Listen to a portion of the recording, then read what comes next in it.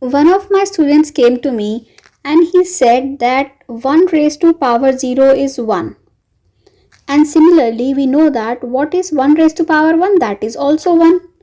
That means if we compare right hand sides are equal, that means left hand side should also be equal.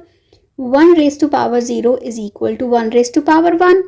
And if we equate the base, that means powers are same. This implies 0 is equal to 1. But which is not correct, right? So what is wrong here? What is wrong in this thing, in this solution, that I am going to explain in today's video. Hello everyone, I am Upasana. So you know what, we have this thing is correct that 1 raised to power 0 is 1. This thing is also correct that 1 raised to power 1 is 1. Okay, now what do we have here? 1 raised to power 0 is 1 raised to power 1, and this is wrong. What is wrong in this statement? Okay, now we know that a raised to power m is equal to a raised to power n if a raised to power m is equal to a raised to power n. This implies m is equal to n, right? You know what? This statement is true, but it is not true for a is equal to 1. Okay, there is a hidden condition in this statement that a should not be equal to 1. Only then this statement is true. And why a should not be equal to 1? I am going to explain you that thing now. Okay, so let you have a raised to power m is equal to a raised to power n, right? Okay, so suppose I take log both sides to solve it. Taking log both sides. Okay, so what will you get? You will get log a raised to power m is equal to log a raised to power n, right? Okay, and how can we write it now? This is log to the base e.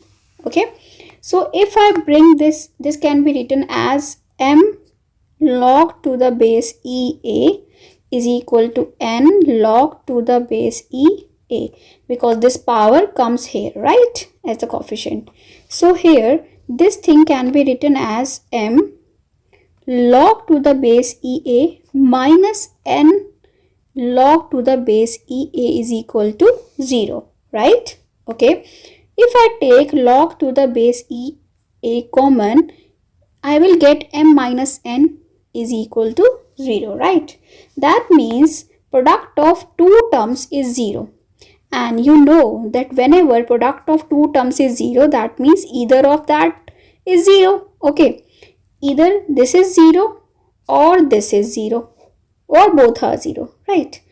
If log ea is equal to 0, then we cannot say anything about this. Okay, so that means this should not be equal to 0. Why? Because if this will become 0, then that cannot be equal to 0 and we will not get m is equal to n. But we want to get m is equal to n.